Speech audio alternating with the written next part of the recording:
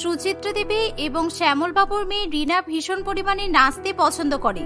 নাচ বলতে সে একেবারে পাগল, আর সেই কারণে তার মা সবসময় বিরক্ত বোধ করে, কারণ মেয়ে এরকম চারিদিকে নেচে বেড়াবে সেটা তার মা মোটেই পছন্দ করতে পারে না। কলেজে কখনো অনুষ্ঠান হোক কিংবা কারোর বিয়ের হিন্দি সঙ্গীত, যে কোনো অনুষ্ঠানে রিনা মনের সুখে ডান্স করে চলে আসে। তুই যে চারিদিকে এভাবে ধেয়ে ধেয়ে করে নেচে বেড়াস, তাতে কিন্তু তোর বিয়েতে ভীষণ সমস্যা হবে, আর তোকে কোনো ভালো ছেলে বিয়ে করতে চাইবে না। তুই আর কখনো কোথাও ডান্স করবি না, তোর নাচের কোনো ধরন নেই। কত সুন্দর মেয়েরা মিষ্টি বাংলা গানে নাচ করে, কিন্তু তুই সবসময় ওরকম ডিজে বাজিয়ে নাচ করে বেড়াস। আমি ছোটবেলা থেকে ডান্স করতে ভালোবাসি মা, আর তুমি আমার ডান্স নিয়ে কোনো কথা বলবে না।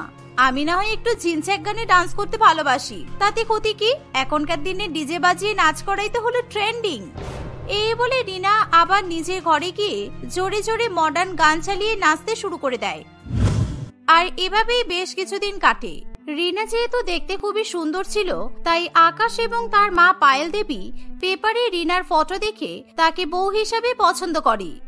দেখ রিনা, অনেক কষ্ট করে তোর জন্য একটা ভালো বাড়ির সম্বন্ধ পেয়েছি, তাই তোকে ছেলেপক্ষ দেখতে আসবে। তুই কিন্তু ওদের সামনে ধাই ধাই করে নাচিস না যেন। উহ মা, ঠিক আছে, আমি তোমার সব কথা মনে রাখবো, কিন্তু এখন তুমি এখান থেকে যাও তো, আর আমাকে সাজুগুজু করতে দাও। সন্ধ্যা হতে না হতেই আকাশ এবং তার মা রিনাকে দেখতে চলে আসে, আর তাদের প্রথম দেখাতেই রিনাকে ভীষণ পরিমাণে পছন্দ হয়ে যায়। তারা সবাই মিলে রিনা এবং আকাশের বিয়ের দিন ঠিক করে ফেলে, কিন্তু এই আনন্দে রিনার ভীষণ পরিমাণে নাচতে ইচ্ছা করে, কিন্তু পাছে যদি তার বিয়ে ভেঙে যায় সেই জন্য সে ধেই ধেই করে নাচতে পারে না। এত আনন্দের মুহূর্তে কিভাবে যে আমি ডান্স চেপে রাখবো বুঝতে পারছি না, আর ডান্স চেপে রাখা মানে যে কতটা কষ্টের সেটা একমাত্র ভালো ডান্সাররাই বুঝতে পারে। যদি এখন নেচে আমার আনন্দ প্রকাশ করতে পারতাম তাহলে কতই না ভালো হতো। ছেলেপক্ষ বিয়ে ঠিক করে চলে গেলে রিনা তখন মনের আনন্দে তার মায়ের সামনে অদ্ভুতভাবে নাচতে শুরু করে দেয়। রিনা নিজের মনে মনে ভাবে যে সে সত্যিই সুন্দর নাচ করে, কিন্তু প্রকৃতপক্ষে তার নাচ ভীষণ রকম ভাবে কদাকার, আর যেটা কেউ দেখতেই পারে না। ও সাথী, সাথী রে সাথী, এতদিন পর আমার বিয়ে ঠিক হয়েছে, এত আনন্দ আমি কোথায় রাখি। ও সাথী, সাথী রে সাথী, এতদিন পর আমার বিয়ে ঠিক হয়েছে, সেই আনন্দ আমি কোথায় রাখি। রিনাকে এরকম অদ্ভুতভাবে নাচতে দেখে তার মা সেই নাচ কিছুতেই সহ্য করতে পারে না, তাই সে তাড়াতাড়ি সেখান থেকে চলে যায়। এভাবেই দেখতে দেখতে কিছুদিন কাটে, আর রিনা তার বিয়ের দিন ভীষণ সুন্দর করে সেজেগুজে বিয়ের মণ্ডপে চলে যায়। রিনার বাবা মা রিনার বিয়ে উপলক্ষে বেশ অনেক টাকা খরচা করে, আর তার বাবা মা মেয়ের বিয়েতে ডিজে গানেরও ব্যবস্থা করে, কিন্তু সুচিত্রা দেবীর এই ডিজে বিষয়টা মোটেই পছন্দ নয়, কারণ সে তার মেয়ের কদাকার নাচের ব্যাপারে ভালো করেই জানে। কিছুক্ষণের মধ্যেই ছেলেপক্ষ বিয়ে বাড়িতে এসে উপস্থিত হয়, আর যখন আকাশ এবং রিনার বিয়ে হয় তখন ডিজেওয়ালা বাবু রিনার পছন্দ মতো গান বাজিয়ে দেয়, আর সেই গান শুনে রিনা নিজেকে কন্ট্রোল করতে পারে না। রিনা এরকম অদ্ভুত গান করতে করতে ভীষণ পরিমাণে নাচতে শুরু করে, আর তার এরকম উদ্যম নৃত্য দেখে পায়েল দেবী এবং আকাশ একেবারে অবাক হয়ে যায়, আর তাদের লজ্জা ঠিক থাকে না, কারণ নতুন বউকে এরকম ভাবে নাচতে দেখে সবাই তার উপর হাসাহাসি করতে থাকে। এ কি রিনা, তুমি এরকম পাগলের মতো নাচছো কেন? প্লিজ ডান্স করা বন্ধ করো, সবাই তোমাকে দেখে ভীষণ পরিমাণে হাসছে। এই আর নাচতে হবে না। রিনা তার বরের এরকম বাধা নিষেধ কিছুতেই মানতে চায় না। আজকে রিনার বিয়ে, আর তার উপর সেখানে পছন্দের গান বাজছে, তাই রিনা সেই গানে নাচবে না সেটা হতেই পারে না। তাই রিনা বেশি বেশি করে নাচতে শুরু করে দেয়। দেখতে দেখতে আকাশের সঙ্গে এভাবেই রিনার ধুমধাম করে বিয়ে হয়ে যায়, কিন্তু নতুন বউয়ের এরকম নাচ দেখে সবাই বেশ মজা পায়। আর বিয়ের পর সকাল হতে না হতেই রিনা তার ঘরে জোরে জোরে গান চালিয়ে নাচতে শুরু করে দেয়। আমি একই হার্টের পেশেন্ট, তার উপরে ডান্স পাগল নতুন বৌমা বিয়ে করে এসে আমাকে আরো পাগল করে দিচ্ছে। এরকম জোরে জোরে সকালবেলা কেউ গান চালিয়ে নাচে?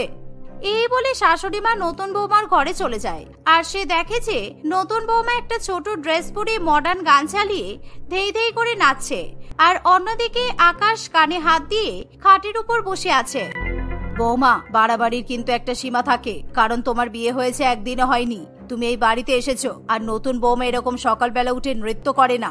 আমার কিন্তু খুব অসুবিধা হচ্ছে, তুমি এক্ষুনি গান বন্ধ করো। সে আবার কেমন কথা মা? আমি নতুন বৌমা বলে নাচতে পারবো না এরকম কোথাও লেখা আছে? আর শুনুন, আমি কিন্তু ভীষণ নাচতে পছন্দ করি, আর নাচলে শরীর মন সব ভালো থাকে, তাই আপনিও আমার সঙ্গে নাচুন। এই বলে রিনা আবার নাচতে শুরু করে দেয়। আর আকাশ এবং পায়েল দেবী সেটা সহ্য করতে না পেরে ঘর থেকে তখনই বেরিয়ে যায়। নতুন বৌমার বেশ কিছুক্ষণ ধরে নাচানাচি করা হয়ে গেলে সে আবার বারান্দায় বেরিয়ে আসে। তুমি অনেক নেচে ফেলেছো, এবার রান্নাঘরে গিয়ে রান্না বান্নাগুলো করো, কারণ নতুন বৌমারা শ্বশুর বাড়িতে আসার পর রান্নাঘরে গিয়ে রান্নাঘরের দায়িত্ব সামলায়, এভাবে নাচানাচি করে না। ঠিক আছে মা, আপনি যদি আমার হাতে রান্না বান্না খেতে চান তাহলে আমি গিয়ে রান্না করছি। আর হ্যাঁ, আমার রান্না বান্নার মধ্যেও কিন্তু ডান্সের একটা টাচ আছে। এই বলে রিনা আবার নাচতে নাচতে রান্নাঘরে চলে যায়। আর সেই দিন রিনা ঠিক করে সে ভালো করে মাংস কষা এবং ভাত রান্না করবে। এরকম মাংস কষা এবং ভাত রান্না করতে করতে সে নিজের ফোনে গান চালায়। আর সেই গানের তালে তালে সে নাচতে শুরু করে দেয়। লাজিরাঙা নতুন বউ, হাই লাজিরাঙা নতুন বউ মাংস কষা করবে গো, লাজিরাঙা নতুন বউ মাংস কষা করবে গো। রিনা এভাবে রান্না করার সময় হাতা খুন্তি নিয়ে একেবারে উদ্দাম নৃত্য করে। আর তার নাচের এরকম তাল দেখে গান শুনে পাড়া প্রতিবেশীরা জানালায় চলে আসে। আর তারা নতুন বউয়ের এরকম ডান্স পাগলামি দেখে ভীষণ পরিমাণে হাসাহাসি করে। এরকম ভাবে নৃত্য করতে সে এতটাই মশগুল হয়ে যায় যে রান্নার মধ্যে সে নুন ঝাল তেল মশলা দিতে ভুলে যায়। আর সে কোনো রকমে রান্না বান্না করে তার শাশুড়ি মেয়ে এবং স্বামীকে খাবার পরিবেশন করে। ঠিক এমন সময় তাদের প্রতিবেশী বিমলা দেবী সেখানে এসে বলে, কিরে পায়েল, তোর বৌমার কি মাথা খারাপ নাকি? বিয়ের পরের দিন সকালবেলা এসেই তোর বৌমা রান্নাঘরে এরকম পাগলের মতো নাচছিল কেন? আমার তো দেখে খুব হাসি পেয়েছে। আরে না রে, সেরকম কোনো ব্যাপার নয়। আসলে আমার নতুন বৌমা নিজের ফিগার সম্বন্ধে খুবই সচেতন, তাই ও স্নান করতে করতে রান্না করতে করতে সবসময় নাচানাচি করতে পছন্দ করে, যাতে ও রোগা থাকে। মোটেই না, আপনি ওনাকে মিথ্যা কথা বলছেন কেন? আসলে কাকিমা, আমি কিন্তু ভীষণ মডার্ন গানে নাচতে পছন্দ করি। আর আমার নাচ যদি আপনাদের ভালো লেগে থাকে তাহলে কিন্তু আপনিও প্রত্যেকদিন আমার সঙ্গে এসে নাচবেন, কেমন? আমার শাশুড়ি মাকে আমি কত বলেছি আমার সঙ্গে নাচতে, কিন্তু আমার শাশুড়ি মা আমার কোনো কথাই শোনে না। এই বলে রিনা বিমলা দেবীর সামনে আবার নাচতে শুরু করে দেয়। আর এরকম অদ্ভুত নাচ দেখে বিমলা দেবী নিজের হাসি সামলে রাখতে পারে না। থাক থাক বৌমা, অনেক হয়েছে, তোমাকে আর নাচতে হবে না। বৌমা, তুমি কিন্তু অনেক নাটক করেছো, এবার দয়া করে আমাদেরকে খেতে দাও। আমার মনে হচ্ছে ছোটবেলা থেকে তোমার মা বাবা তোমাকে শুধু নাচই শিখিয়েছে, আর সেই নাচ পাগল মেয়ে আমাদের কপালে এসে জুটেছে। রিনা যখন সবাইকে খেতে দেয় তখন কেউ তার হাতের বাজি রান্না মোটেই খেতে পারে না। সবাই থুতু করে মুখ দিয়ে সেই খাবার ফেলে দেয়। আর পায়েল দেবী তার নতুন বৌমার উপর ভীষণ পরিমাণে রেগে যায়। সব সময় এরকম ধেই ধেই করে নাচলেই হয় না, তুমি যদি কালকে থেকে এরকম ভাবে নেচে সবার সামনে আমাকে অপমান করো তাহলে কিন্তু তোমাকে ছেড়ে আমি কথা বলবো না। রান্না বান্না করতে পারো না, আবার লোকের সামনে নেচে দেখাচ্ছে, অসভ্য মেয়ে একটা। ভালো করে রান্না বান্না শেখো। এই কথা বলে পায়েল দেবী সেখান থেকে চলে যায়। অন্যদিকে বিমলা দেবী এরকম দৃশ্য দেখে বাইরে গিয়ে পরনিন্দা পরচর্চা করতে শুরু করে দেয়। দেখতে দেখতে এভাবেই কিছুদিন কাটে, কিন্তু ডান্স পাগল বৌমা কিছুতেই নিজের ডান্স ছাড়তে পারে না। সে রান্না বান্না, ঘরের সমস্ত সংসারের দেখাশোনা সবকিছু ভুলে গিয়ে সারাদিন শুধু ঘর বন্ধ করে জোরে জোরে গান চালিয়ে ডান্স নিয়ে ব্যস্ত থাকে। একদিন, কি ব্যাপার বৌমা, তুমি এরকম ছোট ছোট জামা কাপড় পরে কোথায় চললে? তোমার কি লজ্জা শরম সব চলে গেছে? এরকম ছোট ছোট জামা কাপড় পরে বাড়ির বউরা বাইরে ঘুরে বেড়ায় না। মা, আমি একটা পেপারে ডান্সের কম্পিটিশন দেখেছিলাম, আর আমি সেখানে নাচ করতে যাচ্ছি। আপনি আমাকে বাধা দেবেন না। আর এরকম ছোট ছোট জামা কাপড় পরে মডেল মেয়েরা সবসময় নাচানাচি করে, এতে অসুবিধা কোথায়? তুমি কিন্তু ভুলে যাচ্ছ তুমি এখন এই বাড়ির বৌমা, সুতরাং তোমাকে এসবে মানাই না। তুমি তোমার মাথা থেকে ডান্সের পাগলামি ছেড়ে দাও বৌমা। আপনি কি আমাকে কথা শোনানোর অভ্যাসটা বাদ দিতে পারবেন? আপনি যখন সেটা বাদ দিতে পারবেন না তাহলে আমি আমার ডান্স কেন বাদ দেব? এই বলে রিনা তার শাশুড়ি মায়ের কথা একেবারে অগ্রাহ্য করে ডান্স কম্পিটিশনে নাম দিতে চলে যায়। সে যখন ডান্স কম্পিটিশনে নাচ করছে তখন আকাশের কলিগ শুভম এবং তার বউ রত্না রিনার সেই ডান্স কম্পিটিশনের দর্শক হিসাবে রিনার অদ্ভুত নাচ দেখে ভীষণ পরিমাণে হাসতে শুরু করে দেয়। ওই দেখো, ওইটা হলো আমার বন্ধু আকাশের বউ, কি বাজেভাবে নাচছে দেখো। কালকে অফিসে গিয়ে আমি আকাশকে এই কথাটা বলবো। আর আমি বিয়ের দিন ওর বউয়ের এরকম অদ্ভুত নাচ দেখেছিলাম। ছি ছি ছি, বাড়ির বউ এরকম করে কেউ নাচে? ডান্স কম্পিটিশন শেষ হয়ে গেলে রিনা কোনো প্রাইজ জিততে পারে না, বরঞ্চ সবাই তার খারাপ নাচ দেখে হাসাহাসি করে আর তার দিকে পচা ডিম ছুঁড়ে মারতে শুরু করে। আর এই দেখে রিনা ভীষণ পরিমাণে অপমানিত বোধ করে। কিছুক্ষণ পরে সে বাড়ি চলে আসে, কিন্তু এরকম পচা ডিম ছোড়ার ব্যাপারটা সে তার শাশুড়ি মা বা স্বামীকে কিছুই জানায় না। ইস, আমার গা থেকে তো একেবারে পচা ডিমের গন্ধ বেরোচ্ছে, আমার আর ভালো লাগে না। আমি কত সুন্দর পরীর মতো লাভ ইউ গানে নাচ করে এলাম, তবুও সবাই আমার দিকে ডিম ছুঁড়ে মারলো। আসলে কেউ আমার ট্যালেন্টকে দাম দিতেই পারে না। এই বলে রিনা বাথরুমে গিয়ে স্নান করে চলে আসে। পরের দিন সকালবেলা রিনা যখন চোখ খোলে সে আবার নাচ গান প্র্যাকটিস করতে শুরু করে দেয়। আর সেই দিনই সন্ধ্যাবেলা রিনা একটি বিয়ে বাড়ির অনুষ্ঠানে গিয়ে নাচবে বলে ঠিক করে। আর সেই সময় আকাশ অফিস থেকে ফিরে এসে বলে, তুমি কালকে কি করেছো রিনা? আর কালকে তুমি কোন ডান্স কম্পিটিশন করতে গিয়েছিলে যেখানে সবাই তোমাকে পচা ডিম ছুঁড়ে মেরেছে, আর তুমি এই বিষয়টা আমাকে একবারও জানাওনি তো? কি বলছিস রে? কি বৌমাকে কালকে সবাই পচা ডিম ছুঁড়ে মেরেছে? বেশ করেছে। এরকম খারাপ বাদরের মতো নাচলে পচা ডিম ছুঁড়ে মারবে না তো কি করবে? আমি থাকলে আমি পচা টমেটো ছুঁড়ে মারতাম। রিনা তার শাশুড়ি মায়ের কথা শুনে ভীষণ পরিমাণে লজ্জিত হয়ে পড়ে আর সে লজ্জায় একেবারে মাথা নত করে থাকে। তুমি জানো মা, আমার বন্ধু শুভম ওদের বিবাহ বার্ষিকী উপলক্ষে একটা ডান্স কম্পিটিশন রেখেছিল, আর সেই কম্পিটিশনে তোমার বৌমা গিয়ে ছোট ছোট জামা পরে মডার্ন গানে ডান্স করে এসেছে। আর এই নিয়ে শুভম অফিসে সবাইকে বলেছে। সবাই আমার উপর হাসাহাসি করছিল জানো। লজ্জায় আমি আর অফিসে থাকতেই পারিনি, তাই তাড়াতাড়ি অফিস থেকে বাড়ি ফিরে এসেছি। তুমি মোটেই বাজে কথা বলো না আকাশ। আমি কোথায় খারাপ গানে নেচেছি? আমি তোমাকে একটু নাচটা করে দেখাচ্ছি, তারপর তুমি বলবে যে নাচটা খারাপ ছিল নাকি ভালো ছিল। এই বলে রিনা আবার তার বর এবং শাশুড়ি মায়ের সামনে অসভ্য গানে নাচতে শুরু করে দেয়। হাটে বাজারে বেড়েছে বেজায় গরম, নতুন বউ যেই না দলিয়েছে কোমর নরম, নতুন বউয়ের সব দোষ পোষাই না খরগোশ। ও বাবু বিন্দাস হই নাচো রে, বিন্দাস হই বাঁচো রে, বিন্দাস হই নাচো রে নতুন বউয়ের সাথে all night. DJ DJ music বাজা লাউড লাউড, আমার শাশুড়ি মা আর স্বামী করুক সাউট সাউট সাউট। ওরে বাবা গো বাবা, আমার বুকের ব্যথা বেড়ে গেল। বৌমা তুমি শান্ত হও আর নাচ করো না তুমি। তোমার নাচ দেখলেই এবার আমি পটল তুলবো। হঠাৎ করে রিনার এরকম নাচ দেখে পায়েল দেবীর বুকে ব্যথা শুরু হয়ে যায়। আর ডান্স পাগল নতুন বৌমার এরকম অদ্ভুত গান এবং নাচ দেখে শাশুড়ি মা নিজের বুকের ব্যথা সহ্য করতে পারে না আর সে বুকে হাত দিয়ে সোফার উপর বসে পড়ে।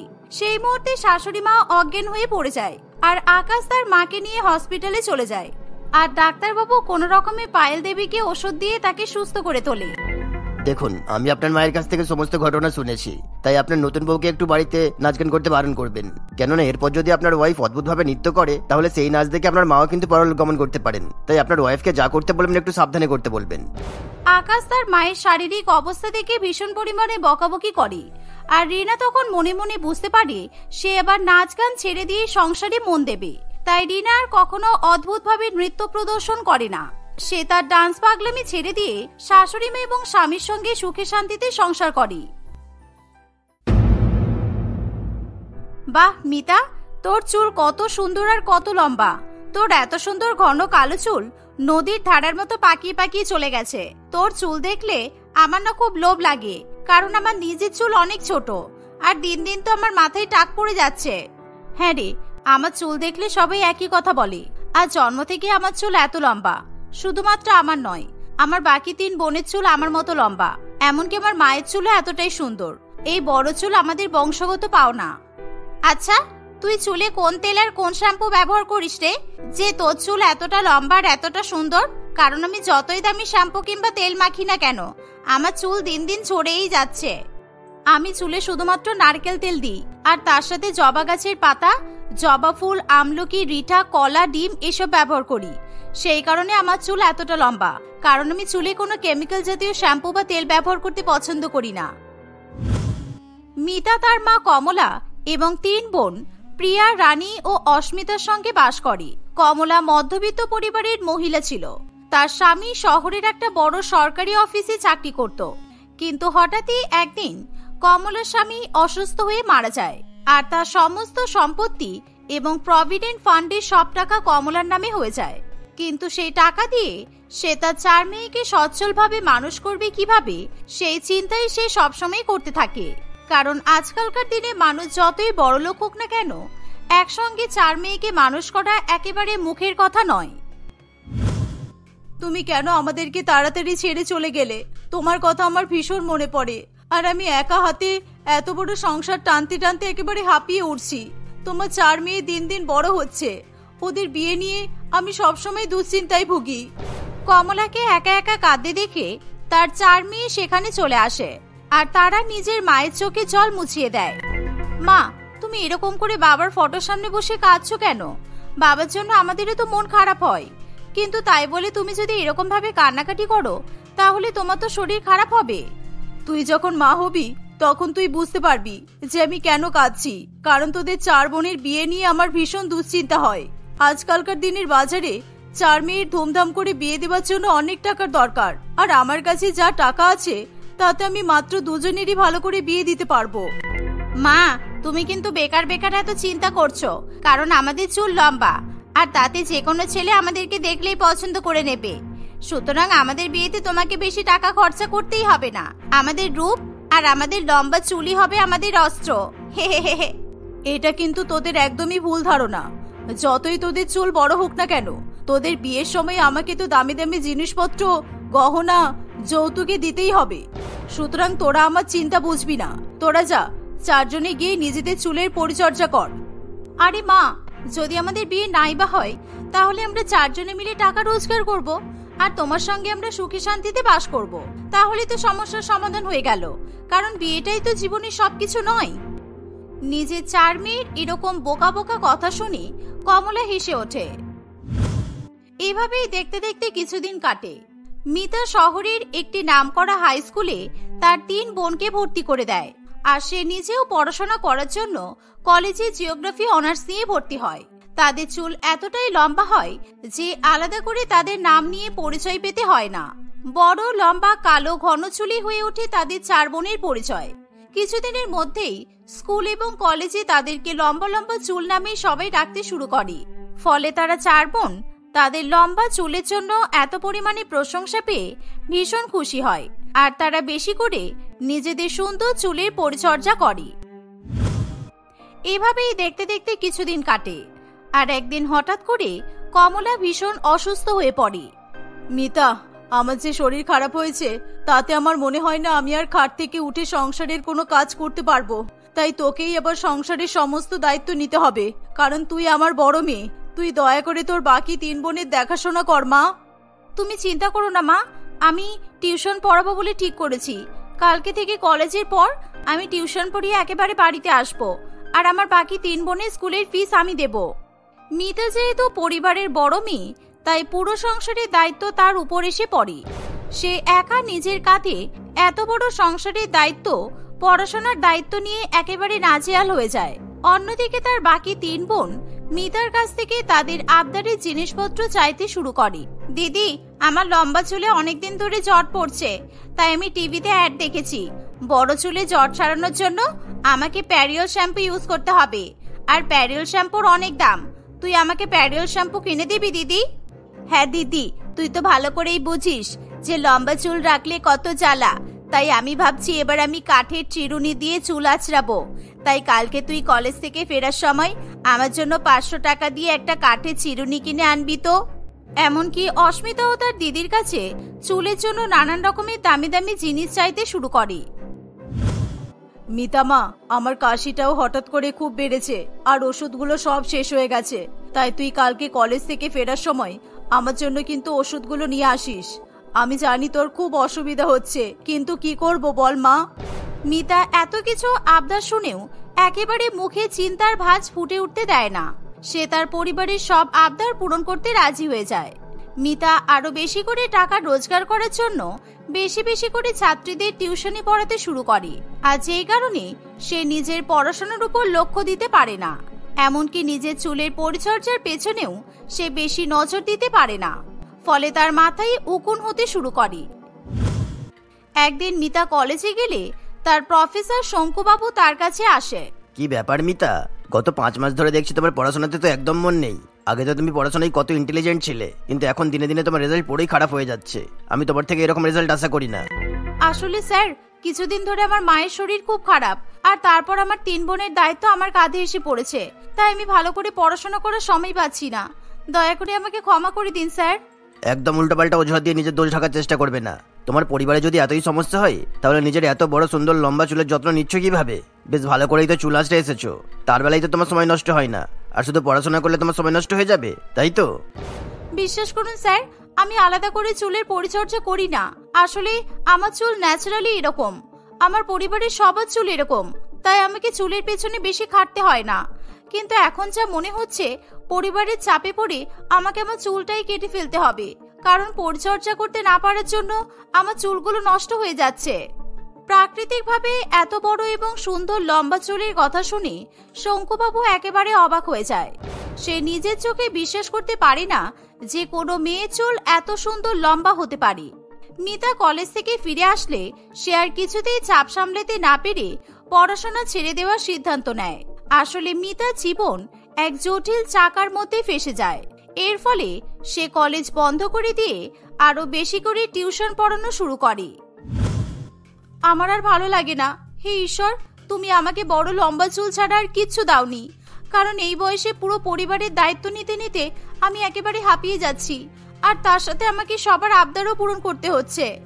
মিতা টিউশন করে যে টাকা রোজগার করে তা দিয়ে সে তার মায়ের ওষুধ থেকে শুরু করে বাকি 3 বোনের বড় চুলের জন্য দামি দামি জিনিসপত্র কিনে তাদেরকে দেয়। এভাবেই দেখতে দেখতে কিছুদিন কাটে। একদিন শঙ্কুবাবু তার বন্ধু পরমবাবুর সঙ্গে দেখা করে। পরমবাবু শহরের একটা বড় অ্যাড এজেন্সির মালিক ছিল। কিরে পরম, তোর সাথে তো অনেকদিন পর দেখা হলো। আমি ভাবলাম আমার সাথে দেখা হওয়ার পর তুই খুশি হবি, কিন্তু তুই এরকম চিন্তায় ডুবে আছিস কেন? পরিবারে বা কাজের ক্ষেত্রে কোনো সমস্যা হয়েছে নাকি? আর তোর কাছ থেকে কি লোকাবো বল শঙ্কু, তুই তো ভালো করেই জানিস আমার এজেন্সিতে সবসময় বিভিন্ন রকমের অ্যাড চলতেই থাকে। আর ঠিক এখন সেই রকম একটা সুন্দর আর দামি তেলের অ্যাড এসেছে, আর সেই অ্যাডের ক্ষেত্রে প্রাকৃতিকভাবে লম্বা চুল মেয়েদের প্রয়োজন। কিন্তু এখনকার দিনে আমি লম্বা চুলের মেয়ে কোথায় পাবো বলতো? আজকালকার মেয়েরা তো বেশিরভাগই তো ছোট ছোট চুল রাখে, চুল লম্বা তো করতেই চাই না। সেই নিয়ে আমি ভীষণ সমস্যায় পড়েছি। পরমবাবুর এমন কথা শুনে শঙ্কুবাবুর তখনই মিতার কথা মনে পড়ে।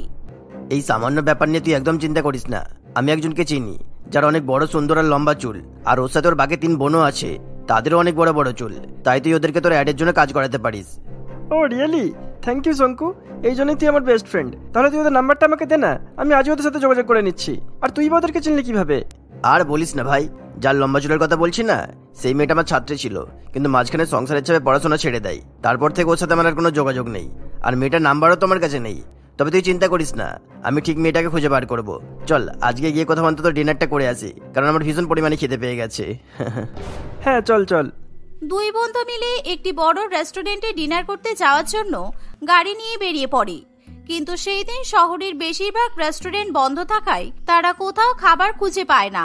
তাই তারা দুজনে মিলে রাস্তার ধারে একটি চায়ের দোকানে বসে চা খায়। আর এমন সময় মিতা টিউশন পড়িয়ে বাড়ি ফিরছিল। তখনই শঙ্কুবাবু মিতাকে দেখতে পায়। ওই দেখ পরম, ওই যে ওই মেয়েটা রাস্তা দিয়ে পার হয়ে যাচ্ছে, ওই মেয়েটা আমার ছাত্রী। আর আমি তোকে ওর কথাই বলছিলাম। দেখ ওর চুল কত বড় আর কত সুন্দর। আর জানিস ওর জীবনেও চুলের পরিচর্যা করে না, তাও ওর চুল এরকম সুন্দর। মিতার এত বড় এবং সুন্দর চুল দেখে পরমবাবু একেবারে হা করে তার দিকে তাকিয়ে থাকে। আর সে মনে মনে ঠিক করে সে মিতা এবং তার পরিবারকেই তার হেয়ার অয়েল অ্যাডের জন্য সিলেক্ট করবে। আর তখনই মিতারও চোখ পড়ে তার প্রফেসর শঙ্কুবাবুর দিকে। মিতা তখনই তার স্যারের কাছে এগিয়ে আসে। মিতা প্রচন্ড খুশি হয়ে বলে, স্যার আপনি এখানে কি করছেন? আপনার সাথে কতদিন পর দেখা হলো।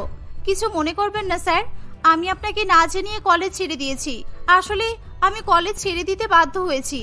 আসলে আমি এতগুলো টিউশন পড়াই যে কলেজের পড়াশোনা করে আমি উঠতে পারছিলাম না, তাই আমাকে এই সিদ্ধান্ত নিতে হয়েছে।